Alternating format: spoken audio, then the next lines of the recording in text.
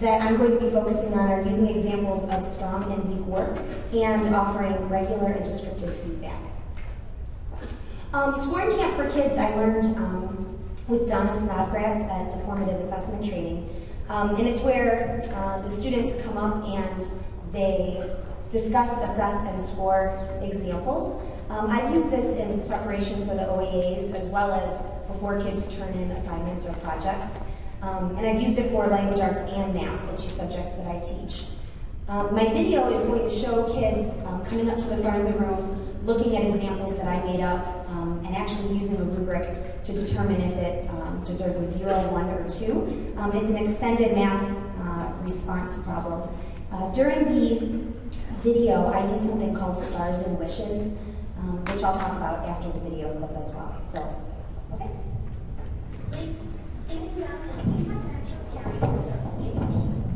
And we've talked about whenever we come upon an extended response question that we need to be greedy with our points.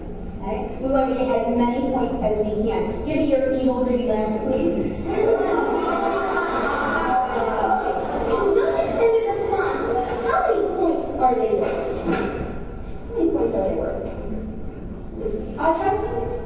Either 2 points or 4 points, and we want to be greedy and get as many points as we can. So I'm going to have you come up with your groups of 3, and we are going to look at some examples of extended response, and we're going to assess them for whether or not they deserve a 2, a 3, or a 4. So find your groups of 3 and come up with them.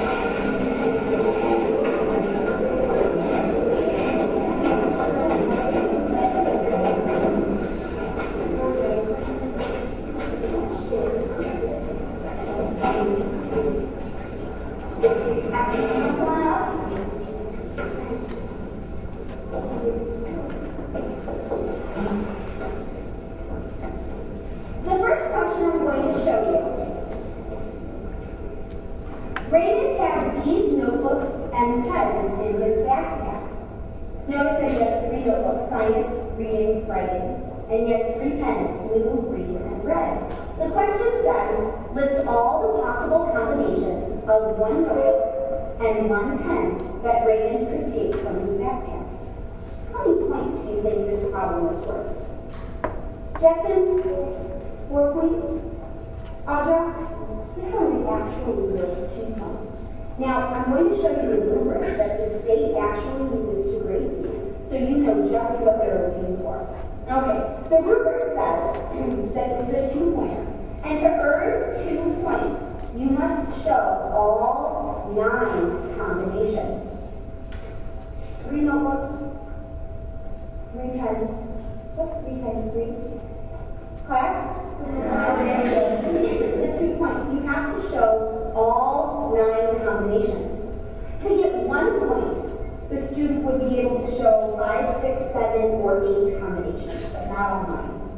To earn 0 points, they may have nothing correct, they may have left it blank, or maybe they only had 1, 2, 3, or 4 correct combinations.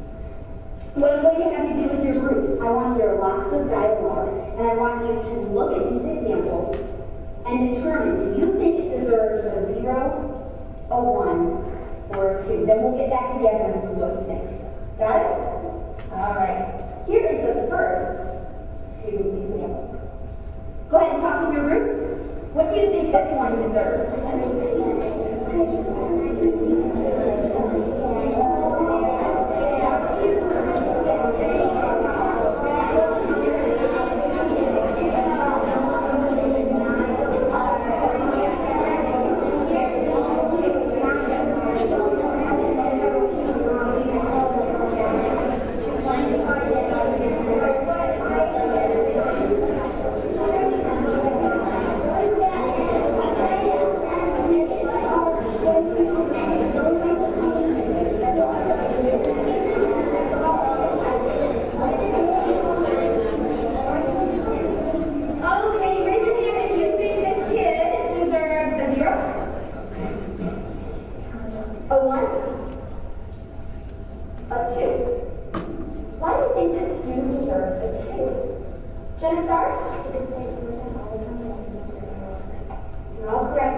had 9 combinations. What did they do that was pretty interesting and creative? They didn't have to do this, but they did. I kind of liked it. Audrey, what did they do? Yeah, they used some letters instead of writing off the whole word. So, we think a 2. I agree with you. I think the student deserves a 2 as well. Just to reiterate, give me some stars and wishes. Some stars and wishes. Trish?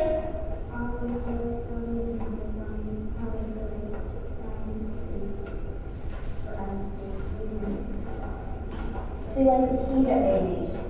Excellent. Any other stars and wishes? Alex B?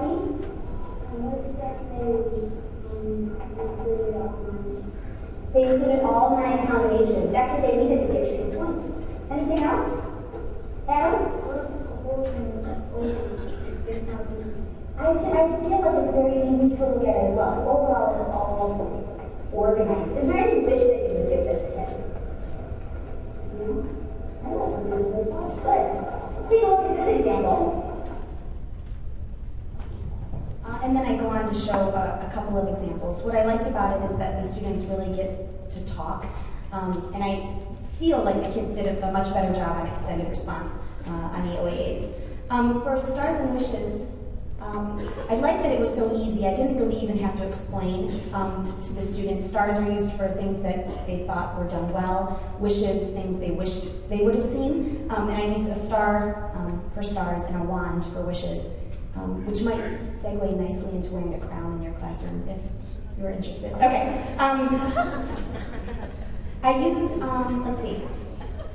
When I do it, projects, for example, my teammates and I do a project with denotation and connotation. And so I show a rubric, although we've discovered that 4th graders seem to do better with a checklist than a rubric, although we still use rubrics to grade. So we go over the rubric and we talk about what is necessary. And then I gave them 3 examples, and I usually just infinitely clone the stars and the wands and drag them to the parts that they really liked about the project, the parts that they wished were better. And we seem to use it on most of our projects in language arts and in math. And I think that's it. Thank you very much.